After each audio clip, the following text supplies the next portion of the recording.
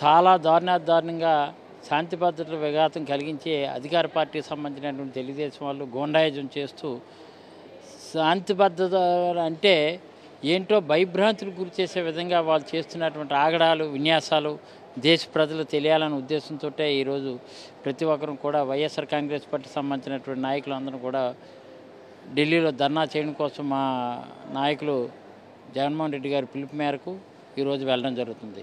ఇది తప్పది. అధికారం వచ్చిన తర్వాత ప్రజాస్వామ్యబద్ధంగా ప్రజలని క్షేమంగా చూసుకోవాల్సింది బదులు ఈరోజు ఎక్కడ చూసినా భయభ్రాంతులు, ముఖ్యంగా వైఎస్ఆర్ కాంగ్రెస్ పార్టీని నమ్ముకున్నటువంటి వాళ్ళందరినీ భయభ్రాంతులు గురి చేసే విధంగా వీళ్ళు చేయడం.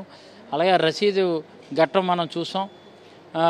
వినుకొండలో జరిగినటువంటి రసీదుని ఏ విధంగా మర్డర్ చేశారో, రసీదునే కాదు ఎక్కడ చూసినా ఇప్పుడు రకరకాల వీడియోస్ కనిపిస్తున్నాయి.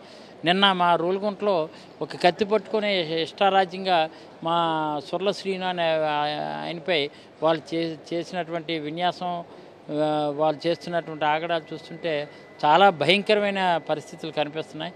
ఇలాంటి పరిస్థితులకన్నిటికీ పులి స్టాప్ పెట్టాలని, అది రాష్ట్రపతి మున్మురు గారికి దృష్టికి తీసుకెళ్లాలని, ప్రధానమంత్రి దృష్టికి తీసుకెళ్లాలని, దేశ హోంమంత్రి అయినటువంటి అమిత్ షా గారి దృష్టికి తీసుకెళ్ళి వెంటనే దీనికి అడ్డుకట్ట వేసే ప్రయత్నం కేంద్ర ప్రభుత్వం ద్వారా ఇమ్మీడియట్ చేస్తూ అవసరమైతే రాష్ట్రపతి పాలన విధించైనా సరే ఈ ఆంధ్రప్రదేశ్ని శాంతియుతంగా ఉండే విధంగా ప్రయత్నం చేయాలని, లేకపోతే ఈ చర్యలు చేస్తున్నటువంటి వాళ్ళపై తగిన గుణపాఠం చెప్పే విధంగా వెంటనే చట్టపరమైనటువంటి చర్యలు తీసుకోవాలనే ఉద్దేశంతో దేశ ప్రజలకి రాష్ట్రంలో జరుగుతున్నటువంటి దమనకాండ, రాక్షసత్వం, క్రూరత్వం, దారుణంగా జరుగుతున్నటువంటి ఈ విషయాన్ని, ల్యాండ్ ఆర్డర్ ప్రాబ్లమ్ని అంతటిని కూడా ఇమీడియట్ ప్రజల దృష్టికి తీసుకెళ్లాలనే ఉద్దేశంతో ఈరోజు ఢిల్లీ వెళ్ళడం జరుగుతుంది.